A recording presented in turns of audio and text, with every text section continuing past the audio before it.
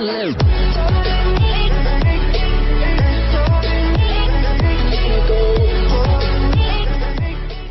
if your old shampoo bottles could not only avoid ending up in landfill but benefit a child born without a limb? 12-year-old Haley Wright and 11-year-old Connor Wyvill will be the first children in Australia to receive 3D printed prosthetic limbs made from recycled shampoo and conditioner bottles.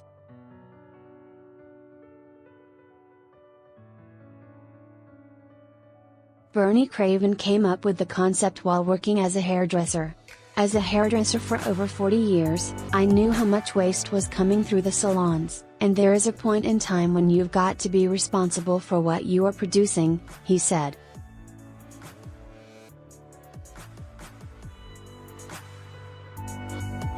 That point for Mr. Craven came almost 2 years ago, when he started investigating new uses for waste.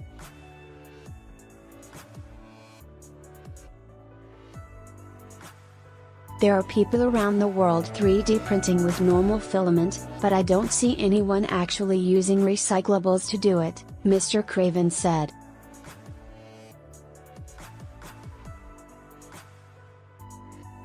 We're solving one problem and helping out with another one because I'm finding out there are a lot of people who need prosthetics but can't afford them.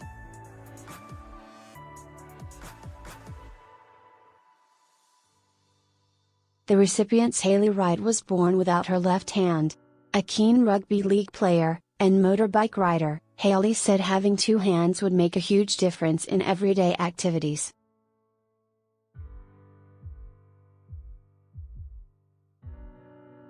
Photo: the first prototype of the recycled plastic 3D printed prosthetic hand made by Bernie Craven.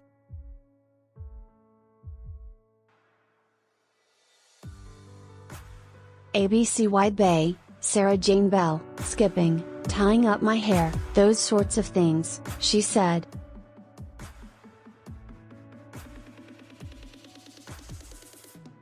Living on a farm near Kilkivan, Haley's mother, Amanda Quinn, said Haley had never been given the opportunity to have a prosthetic limb, until she heard about the project through social media.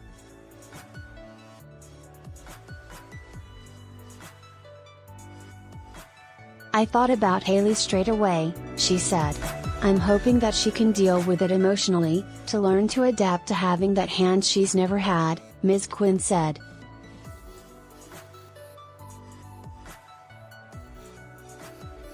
Ms. Quinn said it would be an important step for Haley's confidence as she moved into her teenage years.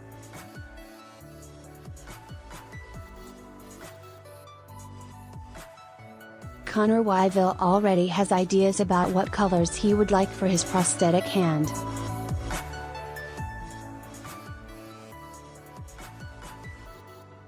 Red and yellow, like the Broncos, he said. Connor was also born without his left hand.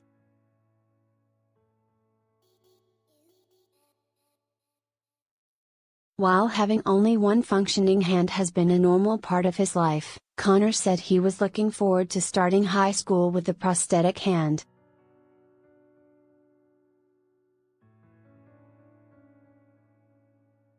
It'll be a big move, going to a new school, but also going with two arms. It'll be good to be able to do stuff I can't do at the moment, he said.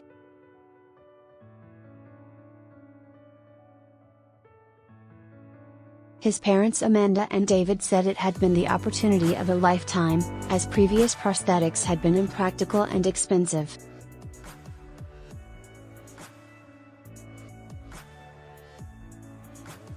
When he was about 3 years old we got him one to ride his trike, but he fell off his trike. It was big, it was cumbersome, Ms. Wyvill said.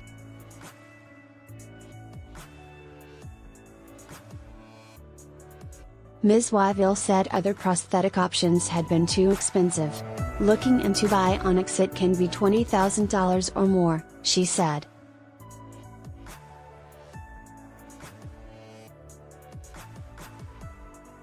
It was either do we save for a prosthetic arm or buy him his first car, but with 3D printing it's only going to get better, Ms. Wyvill said.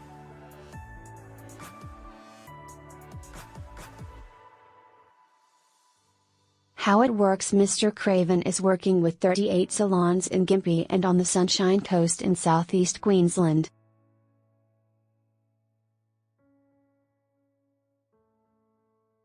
We pick up the plastic bottles, and other types of plastic, bring it back to our warehouse, sort it, and then we actually shred it, he said.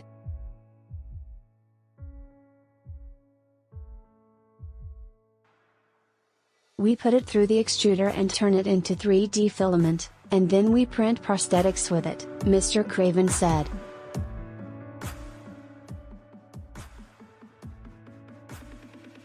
The first prototype took more than 9 hours to print, and 42 meters of extruded plastic.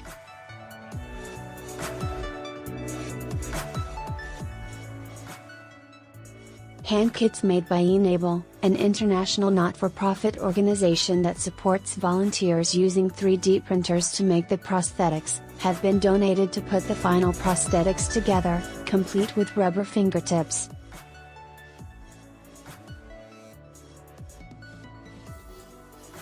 Mr. Craven said he hoped if this trial with Haley and Connor was successful, the recycled plastic prosthetic limbs would be commercially viable.